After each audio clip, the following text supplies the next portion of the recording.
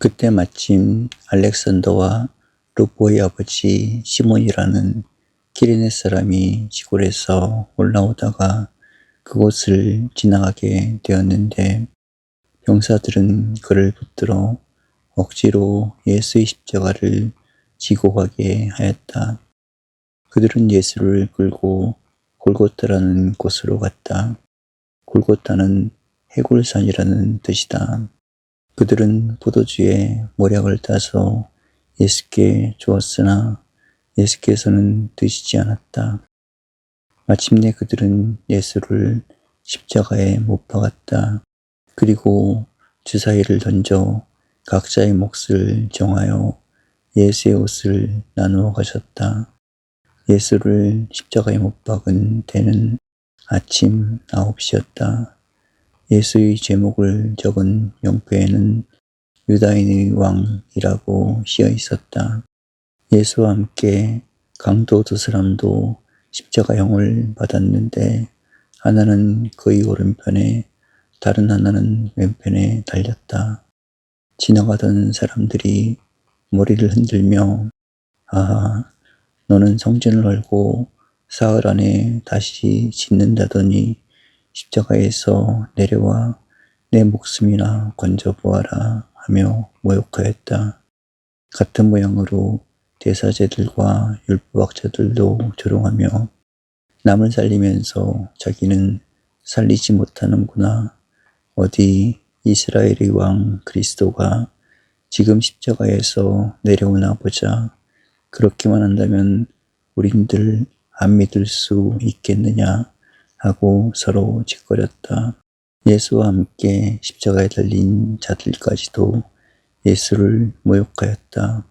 낮 12시가 되자 온 땅이 어둠에 덮여 오후 3시까지 계속되었다. 3시에 예수께서 큰 소리로 엘로이 엘로이 레마 사박다니 하고 부르짖으셨다. 이 말씀은 나의 하느님 나의 하느님 어찌하여 나를 버리셨나이까 라는 뜻이다. 거기에 서 있던 사람들 몇이 이 말을 듣고 저것 봐, 이 사람이 엘리야를 부르는구나 하였다. 어떤 사람은 달려오더니 해면을 신 포도주에 적시어 갈대 끝에 꽂아 예수의 입에 대면서 어디 엘리야가 와서 그를 내려주나 봅시다 하고 말하였다. 예수께서는 큰 소리를 지르시고 숨을 거두셨다. 그때 성전 휘장이 위에서 아래까지 두 폭으로 찢어졌다. 예수를 지켜보고 서 있던 백인 대장이 예수께서 그렇게 소리를 지르고 숨을 거두시는 광경을 보고 이 사람이야말로 정말 하느님의 아들이었구나 하고 말하였다.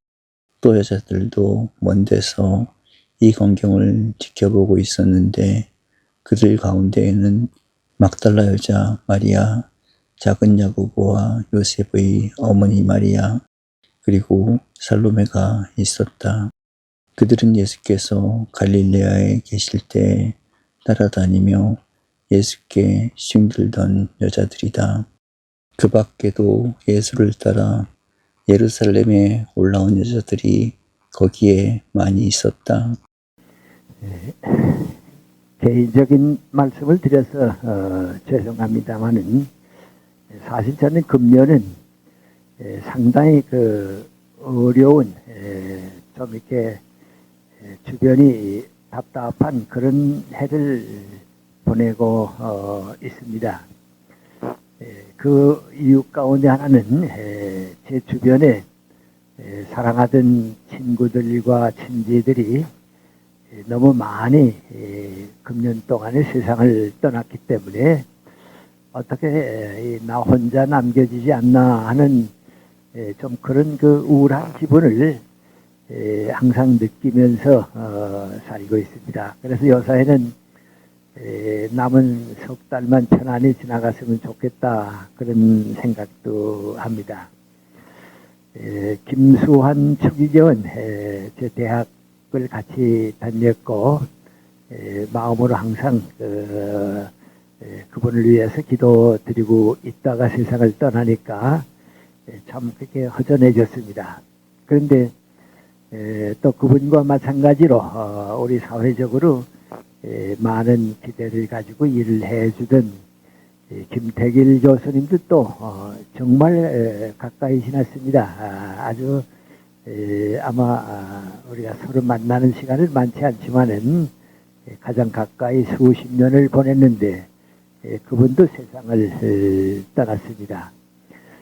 그리고 우리 숭실학교의 동창이 1년에 한 번, 두 번, 어떤 때는 세 번씩 만나는 사람들이 한 네 사람쯤 있었는데 그 가운데 한 분인 작곡가인 김동진 선배도 세상을 떠나고 14살에 만나서 지금까지 지났으니까 정말 중학교 1학년 때 그 같이 시작한 친구인 성실학원의 이사장도 또 얼마 전에 세상을 떠났습니다.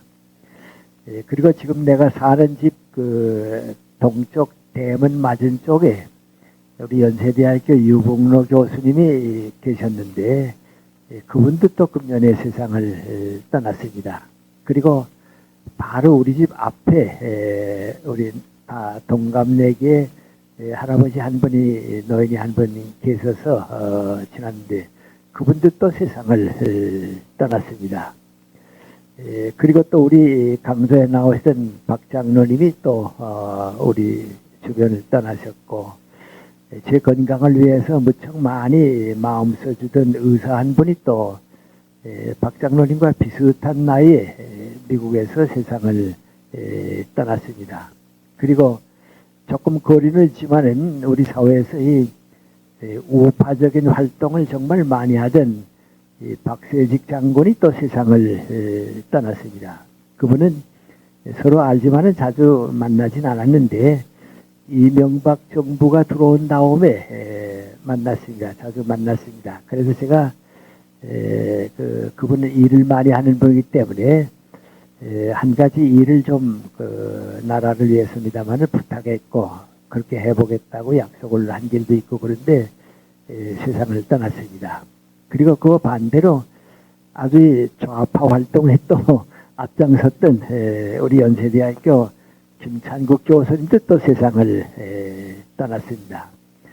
그래서 이제 남기는 두 분인데 우리 학문이나 이런 분야에서는 안병옥 선생님이 살아계시고 그 다음에 종교계에서는 정진경 목사님이 계셔서 그래 그 두 분을 뭐 심심하면 전화도 걸고 만나기도 하고 그러면 된다 하고 있었는데 안병옥 선생이 전 전화도 받지 못하고 생각도 자꾸 흐려지고 그래서 이전 전화를 걸지 못합니다. 그리고 정진경 목사님은 괜찮으셨는데 얼마 전에 또 갑자기 세상을 떠났었습니다.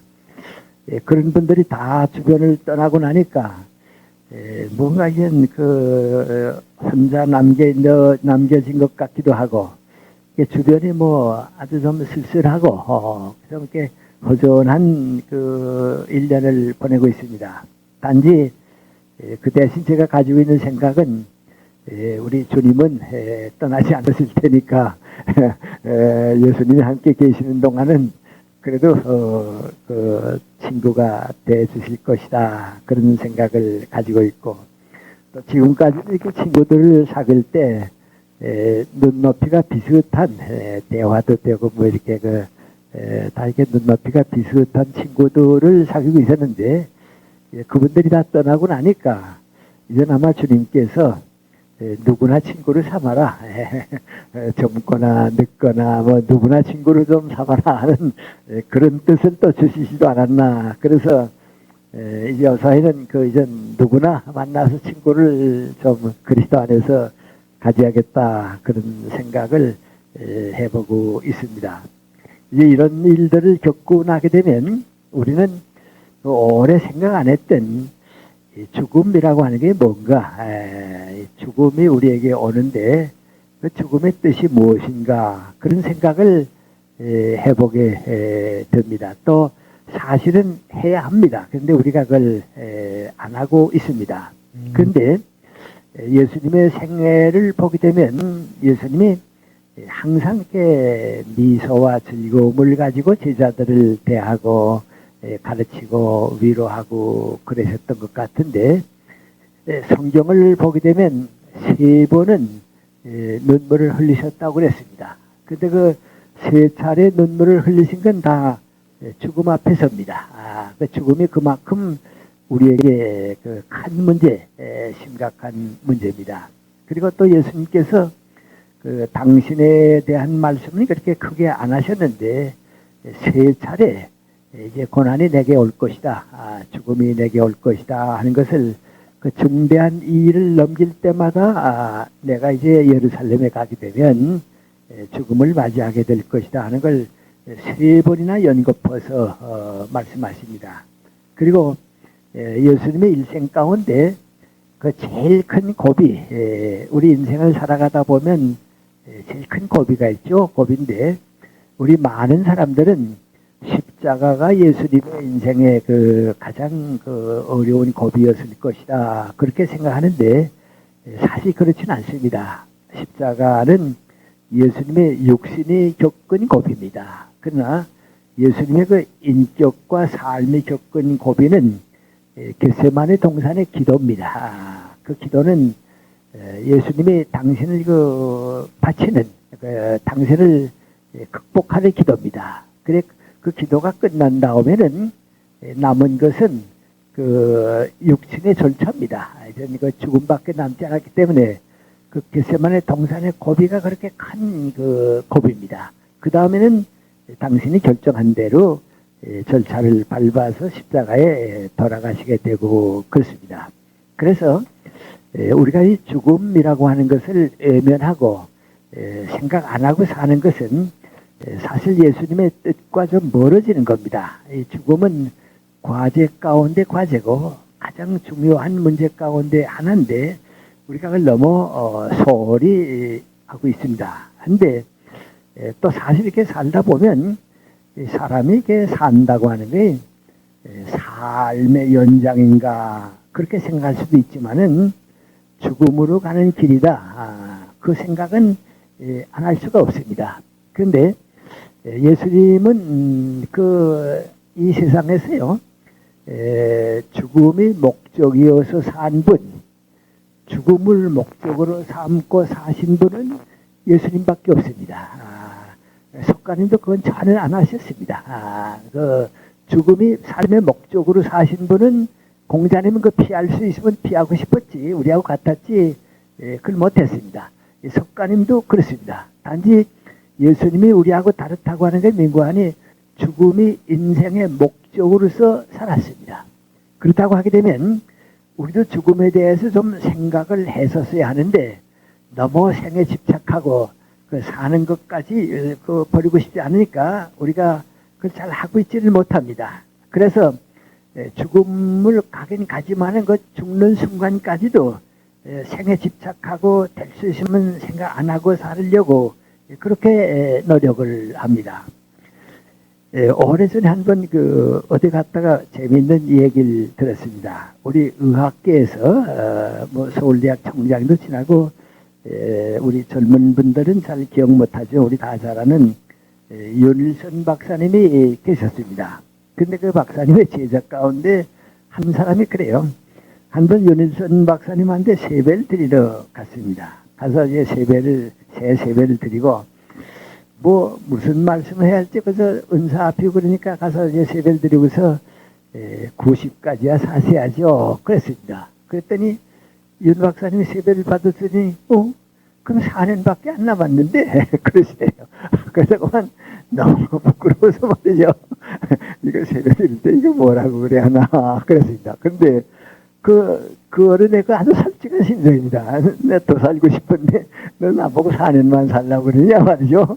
그 사람은 암만 늙어서도 삶을 걱정하지 죽음을 걱정하지는 않습니다. 그것이 우리 인생입니다. 우리 어머님이 97세 때입니다. 세배를 드리려고 가족들이 다 모였는데 그 중선녀가 왔습니다. 그래서 할머니한테 세배 드렸더니 너 몇 학년이냐 그래요? 그래 초등학교 4학년이라 그러니까 초등학교 4학년 그 몇 살이냐 그러니까 뭐 12살인가 그래요. 그랬더니 내가 너 시집 가는 것까지는 보고 소개할 텐데 그럼 아직 10년을 13년이나 기다려갔구나. 그러더니 아이고 그런 남들이 나 욕하겠다. 너무 오래 산다고 예, 그러세요. 근데 그 돌아가실 때까지 삶밖에 없어요. 그래서 이제 뭐 가족들이 뭐 네이 같은 거 사드리게 되면 이건 아까워서 뒀다가 입을랜다 그럽니다. 그래서 할머니 그 도둑 얼마나 도둑쓰려고 그래요. 그래도 이거 입을 거면 남아있는데 그거 안 입겠다 말이죠. 그렇습니다. 그래서 이게 자꾸 그 죽음은 될 수 있으면 생각을 안 하고 멀리 있는 것 같이 이제 내쫓으면서 삽니다. 또 죽음과 같은 심각한 문제는 생각하면 머리가 아픕니다. 그러니까 그 안 하려고 그럽니다. 그 파스칼의 유명한 얘기가 있습니다. 이제 다 이런 거 이제 배경으로 한 그 얘기인데요. 한 귀족이 삶과 죽음과 인생의 의미가 뭔가 이게 자꾸 생각을 하니까 머리가 아프고 답답하고 무겁거든요. 그러니까 에이 이게 이런 생각은 안 해야겠다. 그래서 종복은 뭐라는 거 아니? 야 토끼 사냥 나갈 테니까 좀 준비해라. 그랬습니다. 그랬더니 그 종이 하는 말이 주인님 토끼 고기는 제가 만드는 거 다 준비해 놨으니까 그거 잡수시고요. 사냥은 그만두세요. 가지고 피곤한데 그랬습니다. 그러니까 주인이 뭐라 그러니까 이놈아 내가 토끼 고기 먹고 싶어서 사냥 가는 줄 아냐? 이 답답한 생각, 이 무거운 생각을 피하고 싶어서 가는 건데 너 바보같이 그걸 모르냐 그랬습니다. 근데 죽음은 이거 우리가 앞으로 가고 있습니다. 그래서 이제 요새 와서 실존주의자들이 죽음은 우리를 맞이하고 있다. 우리가 죽음으로 가는 것과 동시에 죽음이 우리를 향해서 오고 있다. 그거 제일 그 강한 그 얘기에 남겨준 사람이 하이데거라고 하는 철학자입니다. 그 사람은 죽음은 우리에게 오고 있다고. 그 죽음에 대해서 결단을 내는 거. 그 죽음에 대해서 어떤 판단을 내리는 거. 그 인생이라고 봐요. 그 판단을 내릴 수 없으면 인생을 완전하게 살 수가 없다고 그럽니다. 그리고 우리가 폴 틸리히 얘기를 좀 계속해 오고 있습니다만 이 폴 틸리는 그걸 뭐라 하는 거 아닌 인간이 이 세상을 살 때 어떤 그 궁극적인 관심이 있습니다. 그 마지막 관심이 있는데 그 마지막 관심이 바로 우리에게서 맹고하니 죽음과 같은 것으로 나타나게 됩니다. 그것은 우리에게 주어진 가장 중요한 뜻입니다. 예, 제가 전에 아마 그런 말씀을 드렸습니다. 내가 그저 그 비유를 얘기한 것 뿐이지 누가 나보고 물으면 나 자신도 사실 그렇게 삽니다. 예, 그래서 우리 학교 대학 신문에다가 수필을 하나 썼던 길인데요. 예, 한 번 내가 학교에 강의하려고 가는데 한 젊은 애가 늦어져서 떼에 가다가 나보고 인사를 하고서 갑니다. 예, 그래 만약에 내가 그 학생을 보고서 너 왜 이렇게 열심히 뛰냐 그러면 강의 시간이 늦어서 그럽니다. 예, 강의 시간 늦지 않으면 어떡하는데 열심히 공부해서 좋은 학점 받고 졸업해야죠. 그럼 졸업한 다음엔 뭐 하는데 직장도 가지고 뭐 결혼도 하고 좋은 가정도 가져야죠. 그 다음엔 뭐 하는데 그 다음에 또 뭐 사회적으로 일도 하고 뭐 그런 거죠. 그럼 그 다음엔 뭐 하는데 그 다음에 죽죠. 뭐 그럽니다 말이요. 그럼 내가 그 학생 보고서 너 왜 이렇게 열심히 뛰냐? 중간 대답은 다 빼고 마지막 대답만 해라. 그러면 그 학생이 뭐라 합니까? 죽으려고 뜹니다. 뭐 죽는 것밖에 없으니까 죽으려고 뜹니다. 그렇게 대답할 수밖에 없습니다. 근데 그 예수님은 우리에게 그런 말씀을 안 하시지만은 예수님의 생애가 우리에게 얘기하고 있는 게 민관이 그 죽음을 극복할 수 있기 위해서 살아라. 삶이 왜 있느냐? 그 죽음을 극복할 수 있기 위해서 살아라. 바로 그겁니다. 그래서 어떻게 말하면 죽음이라고 하는 게 뭐냐? 마라톤 경기의 종착선입니다. 그 종착선은 민구하니 먼저 가서 성공하는 사람은 승리자가 됩니다. 그러니까 그 마라톤 경기에 종착점이 없으면 마라톤 경기 누구도 안 합니다. 여러분 마라톤 경기 그저 무조건 뛰어라. 죽을 때까지 뛰어라. 그러면 누가 그거 하겠습니까? 그 목표가 있으니까 이제 거기 가서 승리자가 되기 위하고 상을 받기 위해서 갑니다. 이제 그걸 예수님한테 배운 사람이 누구하니 사도 바울입니다. 사도 바울은 그거 알았습니다. 인생이 뭐냐? 크리스찬이 산다고 하는 게 뭐냐? 마라톤 경기의 그 마지막 전, 거기까지 가서 승리하고 영광을 받고 물관을 받는 그거 인생이란 말이죠. 그래서 이 크리스찬은 좀 다르습니다. 사실이 크리스찬이 된다고 하는 게 이거 아닌 죽음을 향해서 앞으로 가는 거. 죽음을 두려워하지 아니하고 마라톤 경기의 종착선과 같이 목적선과 같이 가는 건 크리스찬의 생활입니다.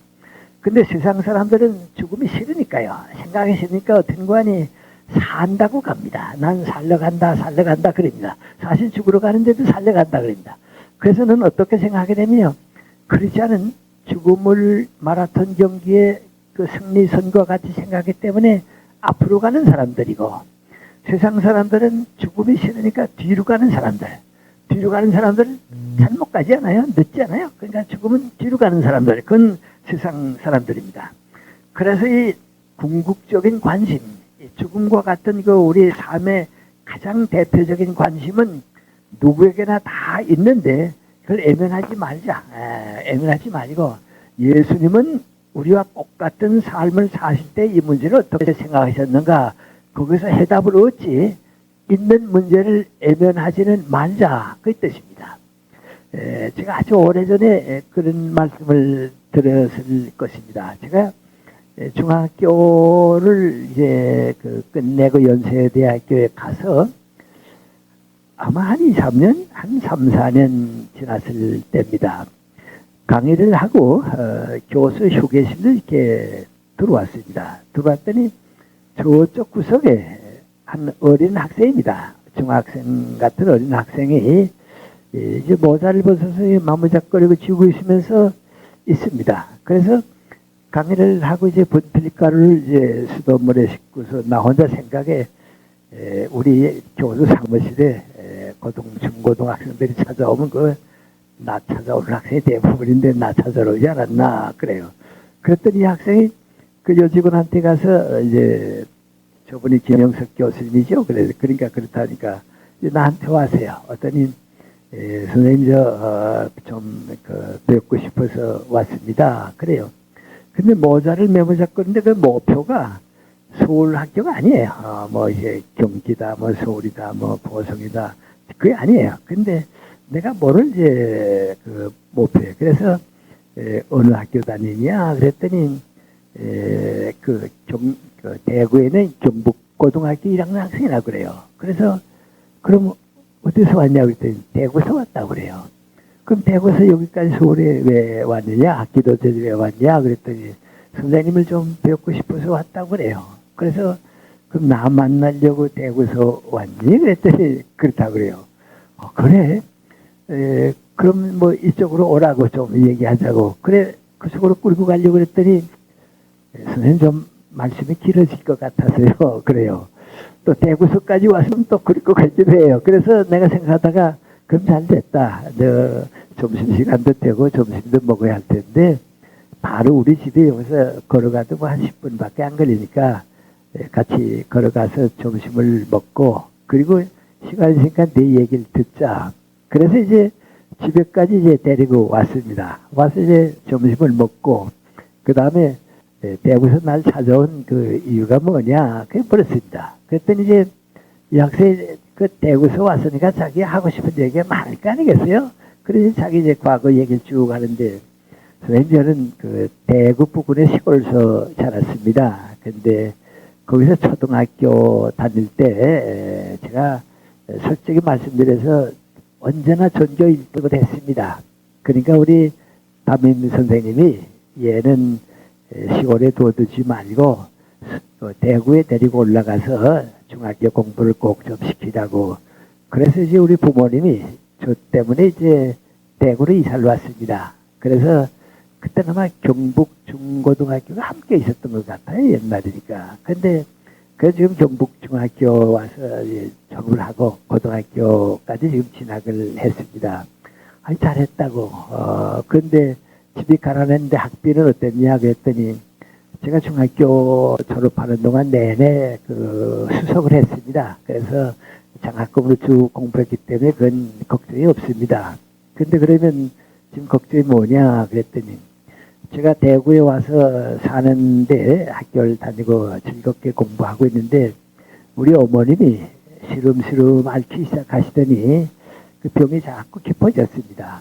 그래서 돈이 없으니까 이제 종합병원에 진단을 못 받고 그러다가 안 되겠다. 종합병원으로 가서 진단을 받아야겠다. 그래서 이제 진단을 받았더니 장질부사 그 유행병입니다. 근데 이게 초기에 고쳐서야 할 건데 초기에 고치지 못하고 때를 놓쳤기 때문에 이제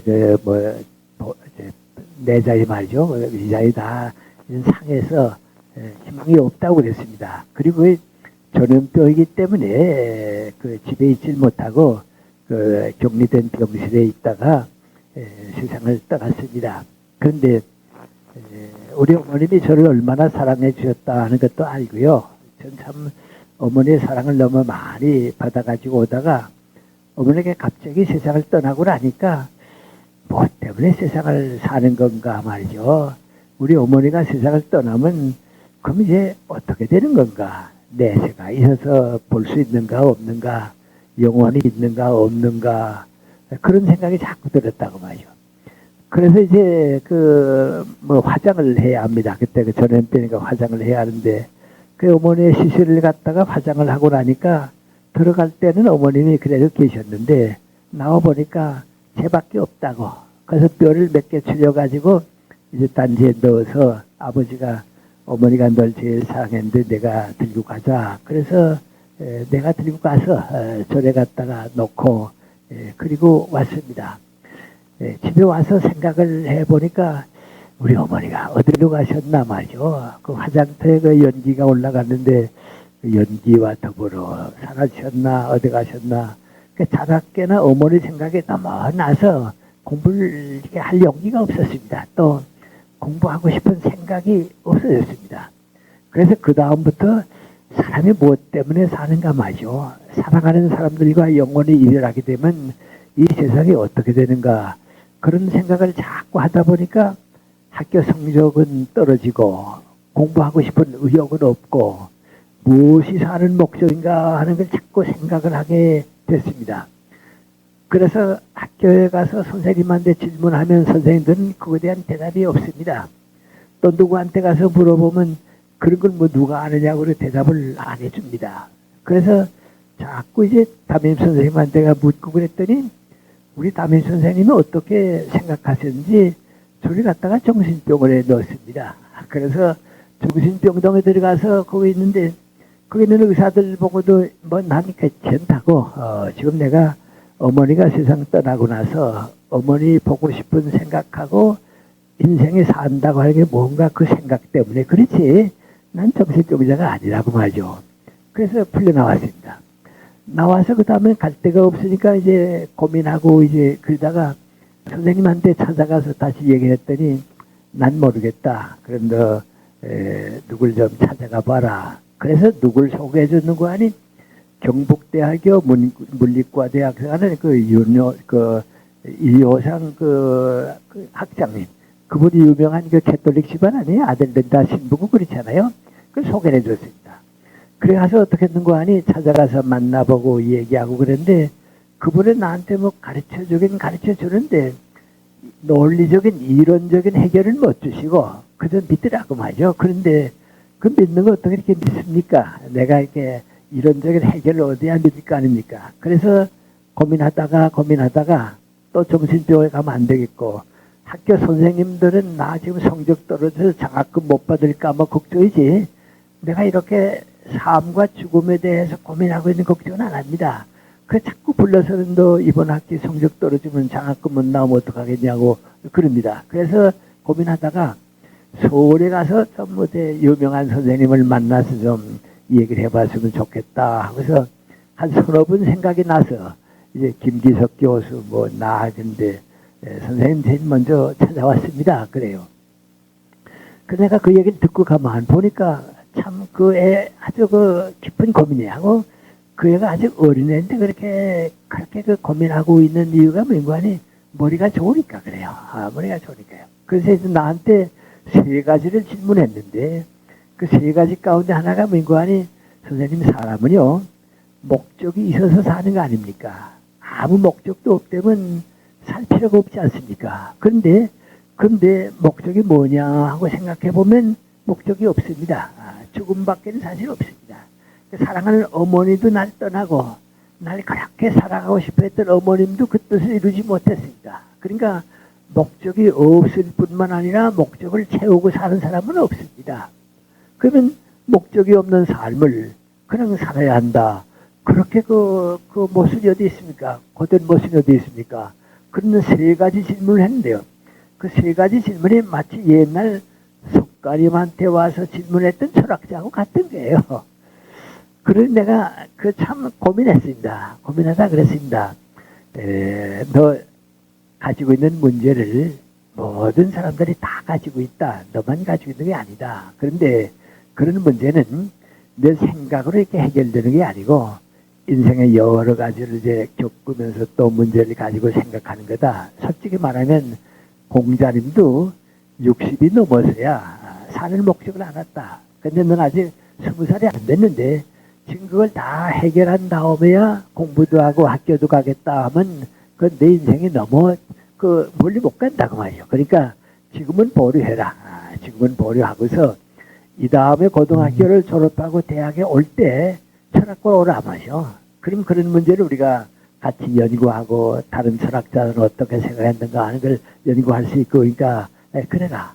그랬더니 다른 교수님 또 찾아가면 어떨까요? 그래서 내가 너보고 아주 간곡히 얘기하는데 그분도 다 너와 똑같은 문제를 가지고 있다.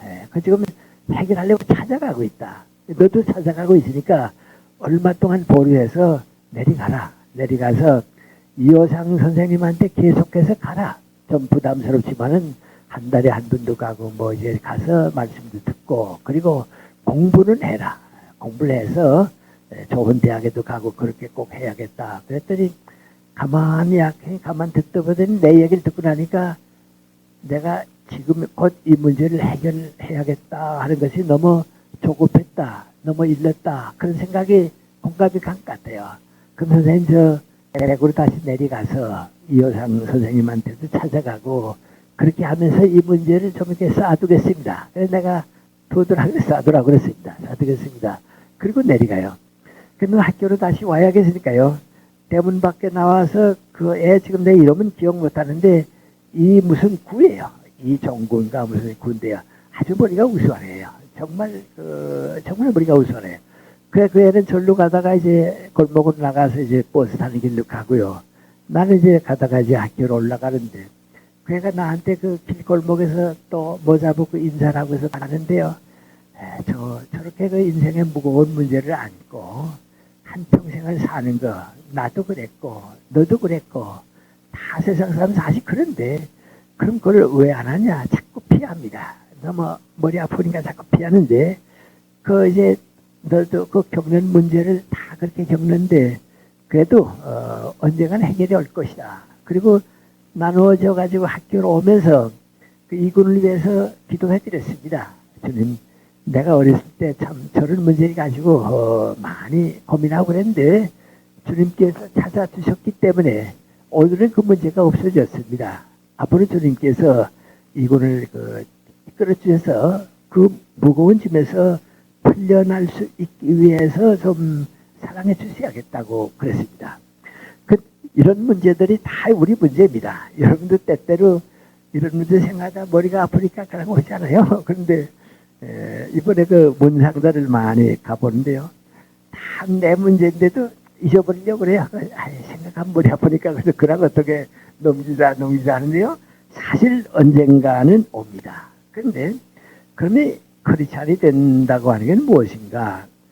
폴 틸리 같은 사람이 궁극적인 관심으로 이런 문제를 꺼내는 건 무엇인가? 이건 언젠가 이 죽음이 무엇인가 하는 것을 알아야 합니다. 그리고 깨달아야 합니다. 그렇게 되면 죽음이 문제가 아니고 내 삶이 문제가 됩니다. 이 죽음을 생각한다고 하는 건 내가 참다운 삶을 살기 위해서 죽음을 생각하는 겁니다. 그래서 모든 동물은 죽음을 모르고 살 겁니다. 그건 저도 장담합니다만은 동물은 죽는 순간까지 죽기만 하지 죽음에 대한 무릎이 없습니다. 근데 인간은 어렸을 때부터 죽음에 대해서 묻습니다. 죽음이 무엇인가, 죽음이 왜 있는가 그렇습니다.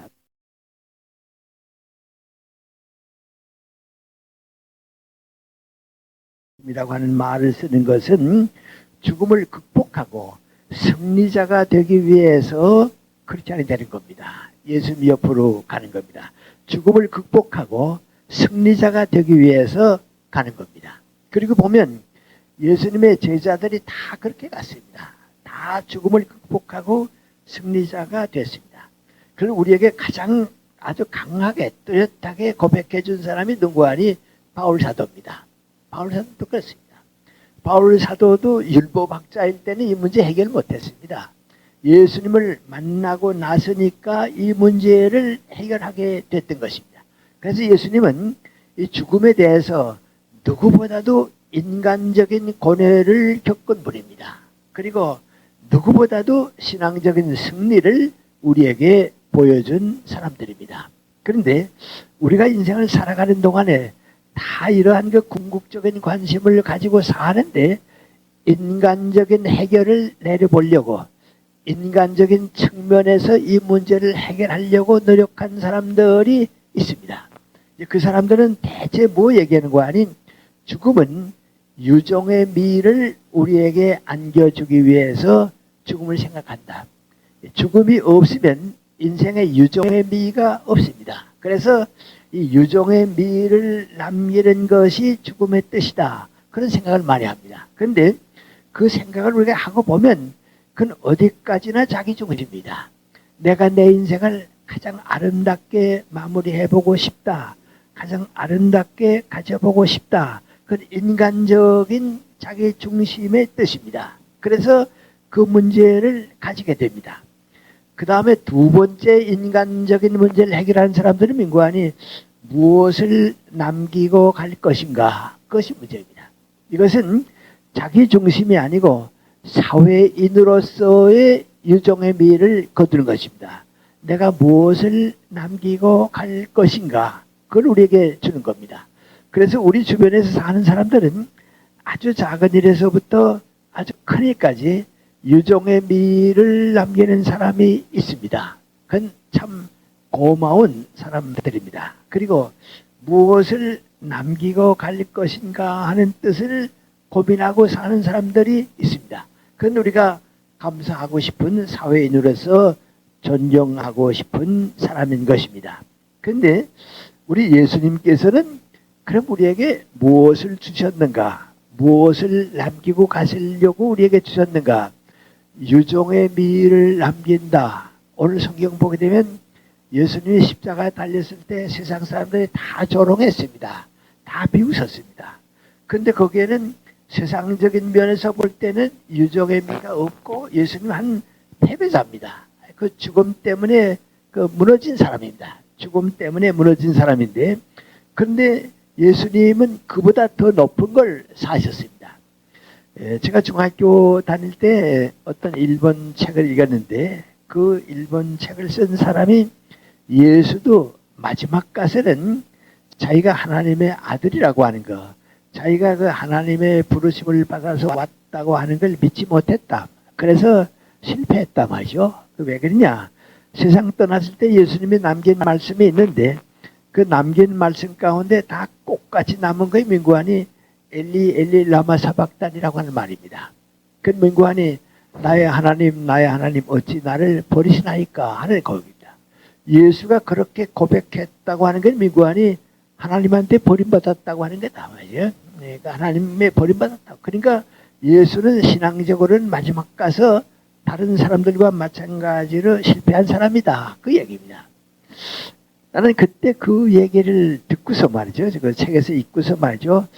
예수님의 그 엘리 라마 사박다니 나의 하나님 어찌 나를 버리시나이까.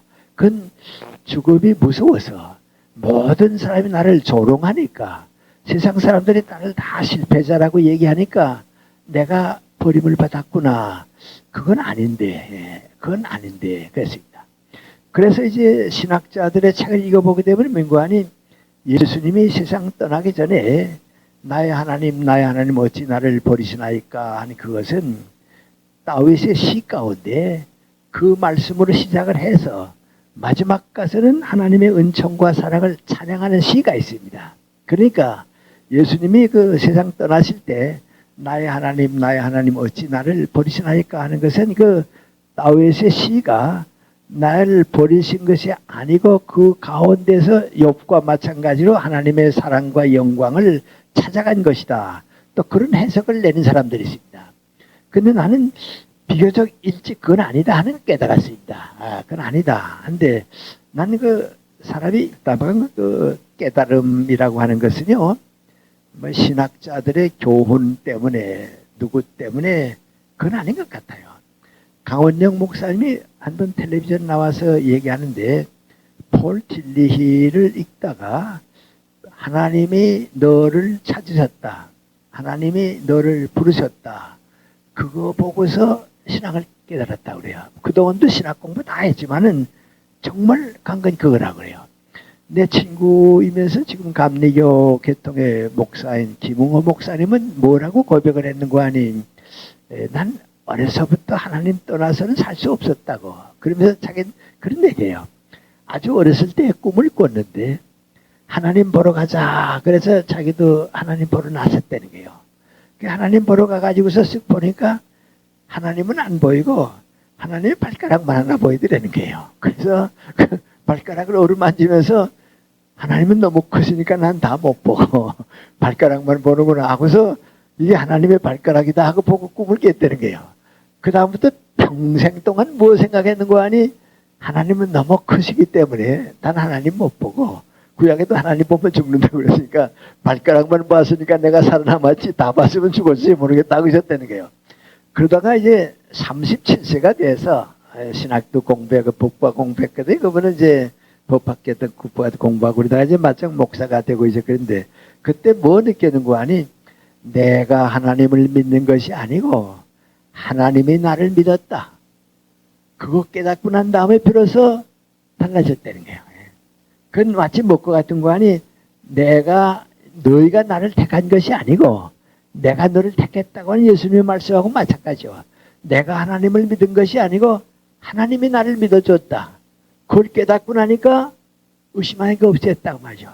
그때는 이제 죽을 때까지 내가 하나님과 같이 살게 됐다. 아주 그랬습니다. 예수님은 너희가 나를 택한 것이 아니고 내가 너희를 택한 거다. 그랬습니다. 그래서 저도 이렇게 지금까지 살아오게 되면 신앙의 고백이라고 하는 거, 신앙을 깨닫는다고 하는 건 우리가 이 체험을 통해서, 삶을 통해서, 예수님의 인격을 통해서 깨닫게 되고 그것을 받아들이게 되는 겁니다. 그래서 유종의 미를 거두한다 하는 건 아주 개인적으로 죽음을 아름답게 끝내는 성모입니다. 그 대신 무엇을 남기고 갈 것인가 하는 데서 해답을 주는 것은 사회인으로서 가장 고귀한 삶입니다.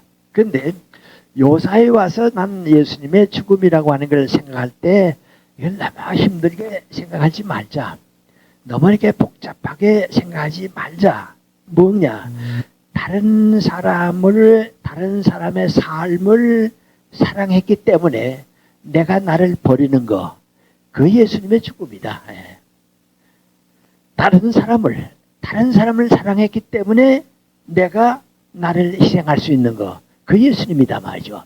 아까 얘기를 돌아가서 엘리 라마 사박다니 하는 말씀은 그게 무슨 말씀인가? 나도 그걸 모르고 쭉 살았습니다. 그러다가 한번 내가 어떤 날 저녁에 저거로구나, 저 마음이로구나 하는 걸 깨달았습니다. 그것은 우리 집이 옆에 있고 우리 집 옆에 또한 아무 이름 없는 가정이 하나 있었는데 우리 아버님은 시골에서 좀 이렇게 의학상식이 많고 그래서 동네 사람들이 무슨 어려운 병이나 그런 게 오기 때문에 우리 아버님한테 자주 옵니다. 와서 이제 이거 어떻게 하면 좋겠냐 뭐 이제 그런 말씀을 자주 하는 걸 이제 나도 어려서부터 경험하고 그랬습니다. 근데 그 옆집에 있는데 그 옆집에 아들 둘이 있었습니다. 근데 큰 아들이 불행하게 어렸을 때 간질병에 걸렸습니다. 그래서 그만 폐인이 됐습니다. 버림받게 됐습니다. 그러니까 그 아버지 어머니가 아들이 그렇게 간질병으로 버림받게 되니까 그러면 너무 마음이 아팠습니다. 너무 마음이 아파서 어떡하는가 하고 지나고 있는데 둘째 아들이 자랐는데 몇 살 안 돼서 또 간질병에 걸렸습니다. 그러니까 이제 거품을 물고 쓰러지고 이제 그러게 돼요. 그러니까 어떻게 되는 거 아니? 그 어머님이 그만 너무 답답하니까 말이죠. 너무 답답하니까 저녁에 우리 아버지를 찾아왔습니다. 아버지를 찾아와서 뭐라 그러는 거 아니? 어떻게 하늘이 날 버리신지 모르겠습니다. 왜 하늘이 날 버리는지 모르겠습니다. 그 얘기예요. 근데 그건 아들을 너무 사랑했기 때문에 당신이 버림받았걸로 안 겁니다. 이건 사랑해보지 않은 사람은 모릅니다. 그런데 내가 그 다음에 많은 사람을 보고 나니까요, 자식을 너무 사랑했기 때문에 나는 버림받은 사람이다 하는 생각은 어느 부모는 다 똑같이 가지고 있어요. 내가 여러분한테 누구라고 그러면 여러분 아실 분입니다. 그분은 이승만 대통령 때 장관을 지나고 다 밖에서는 아주 좋은 집안이라고 행복한 집안이라고 그랬습니다. 그런데 내 가족 가운데서 어떻게 그 사돈이 됐습니다. 그래서 비로소 그걸 알았는데요. 그 어머님이 그 버림받은 아들, 그 정신방에 갑니다. 그 애를 키우기 위해서 무척 고생을 하다가 교회 나갔습니다. 그 교회 나가서 항상 드리는 기도 가운데 하나가 민구하니 하느님 내 아들을 먼저 보내고 날 찾아다 주시라고 말이죠. 저 버림받은 아들 저거 어떡합니까? 그러니까 하느님 내 아들을 먼저 데려가시고 그 다음 날 데려가시게 해달라고 그 기도를 자꾸 드렸단 말이죠. 그러다가 어떻게 하는 거 아들이 먼저 갔습니다. 그러니까 그 어머님이 그때 마음을 놓았습니다. 그건 아주 그 집안끼리만 알지 남은 모르죠. 그래 집안끼리 한 말이 뭐고 하니 하나님께서 내 아들을 먼저 데려가 주셨다고 감사하다고. 근데 그건 내 목숨보다도 아들을 더 사랑했기 때문에 가지는 문제입니다.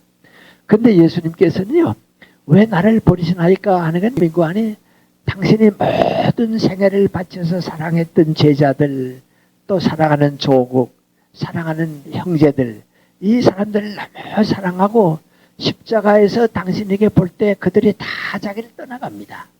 그러니까 뭡니까? 하나님, 내가 그렇게 모든 걸 다 바쳐서 저들을 사랑하고 저들을 위하고 저들에게 희망을 주고 싶었는데 다 저를 떠나갑니다. 왜 저를 버리십니까?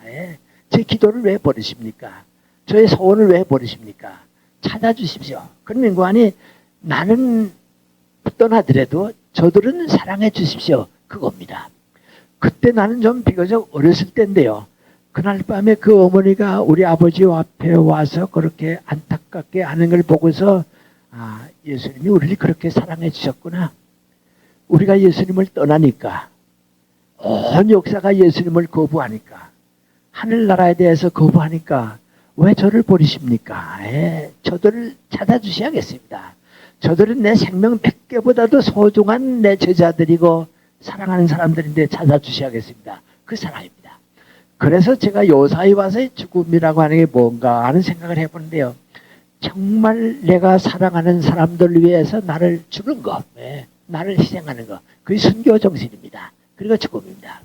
제가 전에 한번 소개했던 말씀을 드리겠습니다. 새로 오신 분들을 위해서 또 이건 우리가 몇 번 반복해서 생각해도 크리스천은 저렇게 사는 건데 하는 것을 주기 때문에 말씀을 드립니다. 그리고 제가 이 사실을 이 신부의 얘기를 잊지 못하는 것은 그 신부의 생애를 직접 구라파에 찾아가서 다 찾아다니면서 보고 작품화한 엔더 슈사쿠라고 하는 그 작가가 바로 제 대학에서 같이 다녔습니다. 그래서 그 잊을 수가 없어요. 우리 김수환 추기경도 다 잘 알고 이제 같이 다니고 있지 않았어요. 근데 그분의 글이 남고 그래서 소개를 합니다.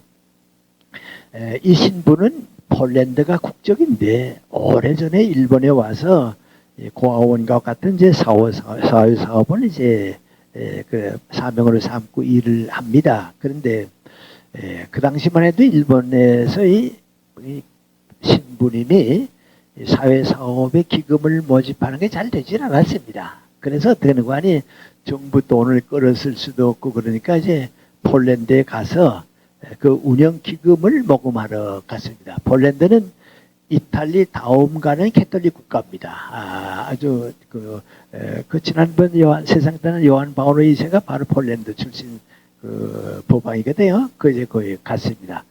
가서 이제 복음을 모집하는데 전혀 상상 못했던 예고 없이 히틀러가 독일 군대를 폴란드를 먼저 점령했습니다. 아무 예고 없이 점령했습니다. 점령하고서 이제 히틀러가 이 전쟁이 이제 전 유럽을 전부 다 휩쓸어야 할 전쟁이니까 노동력이 필요한 걸 자기는 알고 있으니까요. 그 독일 장교들에게 무슨 명령을 내렸는가 하니 군인이거나 군인 아니거나 간에 강제 노동의 노역에 참가할 수 있는 사람들은 전부 포로 수용소에 잡아 넣어서 전쟁 끝날 때까지 써먹자 말이죠. 아주 그런 교육을 했습니다. 그래서 이 신부는 모금운동으로 갔다가 유대인을 옹호해 줬다고 하는 죄목 때문에 잡혀가지고 그 포로 수용소에가 이제 수용이 됩니다. 그런데 그 수용소엔 많은 폴란드의 그 노동력을 가진 사람들이 청장년들이 잡혀가는데 이 신부도 이제 그 가운데 잡혀가서 한 감방에 이제 머물게 됩니다. 그런데 폴란드의 그 애국적인 젊은이들이 여기에서 굶어 죽거나 노역을 하다가 뭐 지쳐서 죽는 것보다는 탈출을 해야겠다. 또 애국적인 생각을 가진 사람인데서 참을 수가 없으니까 이제 자꾸 탈출을 합니다. 그래서 이 독일 장교들이 그 탈출을 막기 위해서 무슨 방법을 썼는가 하니 한 방에 있는 사람들이 스스로 감시하게 만들었습니다. 그래서 그 가운데 한 사람이 탈출해서 성공하게 되면 대신 한 사람을 죽입니다. 실패하게 되면 물론 이제 사형을 당합니다. 그런 아주 그런 아주 비인도적인 그 규정을 내렸습니다. 그리고 이제 그 감방 사람들에게 다 알려줬습니다. 너희들 탈출하듯 잡히면 사형이고 살게 되면 들키게 되면 이제 성공하게 되면 대신 한 사람 죽는단 말이죠. 그러니까 이제 내가 살기 위해서라도 탈출을 못하게 막고 있는 거죠. 근데 어떤 날 새벽에 이 신부님이 일어나서 가만 보니까 옆자리가 비었습니다. 그 시간을 따져보고 그래서 화장실에도 가보니까 없고 그러니까 탈출했구나 말이죠. 탈출했구나. 그래서 신부님 혼자서 성공했으면 우리 가운데 누구 대신 한 사람이 죽여야 하고 실패했으면 이 사랑하는 사람이 죽는 걸 내가 봐야겠구나. 그리고 이제 다 일어나서 조반을 먹으러 식당에 가면서 탈출했다는 걸 알았습니다. 그리고 이제 조반을 먹고 전부 운동장에 이제 도열에 서게 되는데 이 신부님도 이제 거기에 도열에 서게 됐습니다. 그런데 어떤 결과가 나오는가 하고 다 있는데 독일 장교가 나타나더니 어젯밤 아무 막사 어느 방에 있던 놈이 탈출하다가 오늘 잡혔다고 너희들 보는 가운데 죽음으로 갈 것이라고 그리고 끌어내왔습니다. 그 신부가 보니까 자기 옆 사람입니다. 이전 이 신부는 그 사람 죽게 됐으니까 얼굴이 창백해지고요.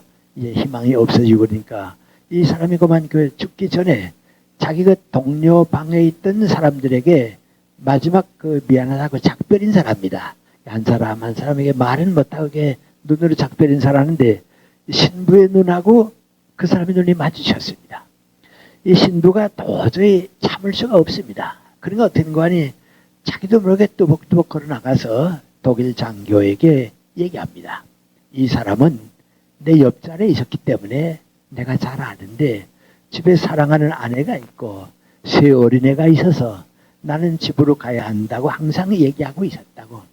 이제 이 사람이 여기서 죽게 되면 혼자 죽는 게 아니고 그 네 가족이 죽을 때까지 정신적인 죽음을 함께 겪어야 한다고.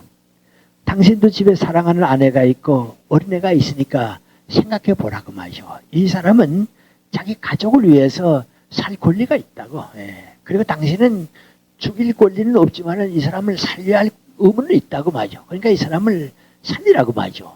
그러니까 독일 장교가 그러나 규정을 내린 것과 마찬가지로 누구 대신 죽는 사람이 있지만 살려주겠다고 그랬습니다. 그 신부가 뭐라는 하니 내가 대신 남을 테니까 이 사람 돌려보내라고 말이죠. 그리고 그 사람을 밀어냅니다. 들어가라고 말이죠. 내가 대신 남을 테니까 들어가라고 말이죠. 그 이 사람은 어떻게 할지는 모르고 있는데 이 독일 장교가 신부 보고 그럼 너는 대신 죽겠냐고 그러겠다고. 내 목숨은 아깝지 않냐고. 나는 다행히 신부기 때문에 나 혼자로서 끝난다고. 이 사람은 내 가족을 지키고 사랑을 가져간다고 말이야. 그냥 내가 남겠다고 가라고 말이죠. 그래서 이 사람은 대열로 들어가고 신부가 이제 남습니다. 그리고 이제 이 신부를 그 다음에 이제 죽임 살인 당하죠. 그리고 이제 다들 강제노동에 나갑니다. 나가서 종일 일들을 하고서 방에 저녁을 먹고 들어왔는데 이 간방에 같은 방에 있던 사람들이 가만 보니까 신부 자리는 비어 있고요. 대신 살아남은 사람은 자꾸 흐느껴서 울기만 합니다. 밤 12시가 될 때까지 누구도 도무지 말을 못합니다. 그 가운데 제일 나이 많은 사람이 입을 열었습니다. 우리 그래도 희망과 용기를 가지고 살아남기로 하자. 아직도 세상이 이렇게 착하고 아름다운데 왜 희망을 버리겠냐고 말이죠. 그래서 그러자고. 그리고 다 잠듭니다. 근데 이 작가는요, 이 신부에 대한 걸 다 추적해가고 추적해가다 마지막 사건을 이제 마무리를 그 사실로 짓는데 거기에 남겨진 것이 뭔가 말이죠. 남겨진 것이 뭔가. 예수님의 사랑은 더 많은 사람을 사랑하기 때문에 나를 희생시키는 겁니다. 바로 그 인생입니다. 예수님은 그 모범을 보여줬습니다. 그래서 우리가 죽음을 앞에 놓고 살지만 두려워할 필요도 없고 걱정할 필요도 없습니다. 예수님께서 우리에게 주시는 건 뭔가?